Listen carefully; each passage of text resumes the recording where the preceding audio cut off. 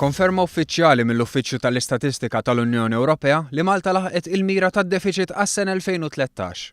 Is-sena l-oħra d-deficit kien ta' 2.8% tal-prodott domestiku gross.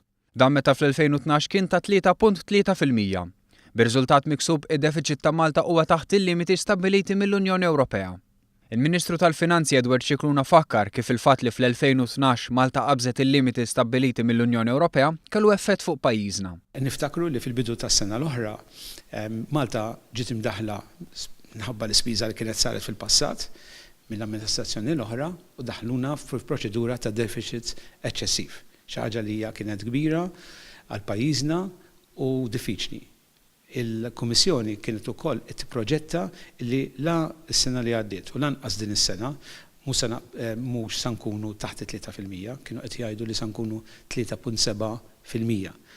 L-istatistika pubblikata nhar l-erba' turi wkoll kif id-deficit ta' pajjiżna huwa inqas minn dak taż-żona euro li laħaq 3% u tal-Unjoni Ewropea li laħaq 3.3%.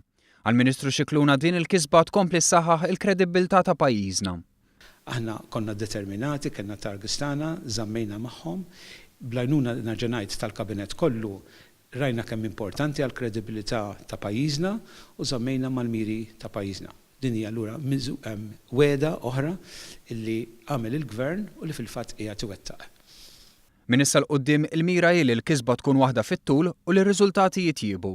Għal-qudiem l-aim tagħna hija li d-deficit jibqa' nieżel għaliex bekk biss id-dejn ukoll jista' jieqaf jitla' u mbagħad il-qudiem jiġri bħal d-deficit jibda jinżel ukoll.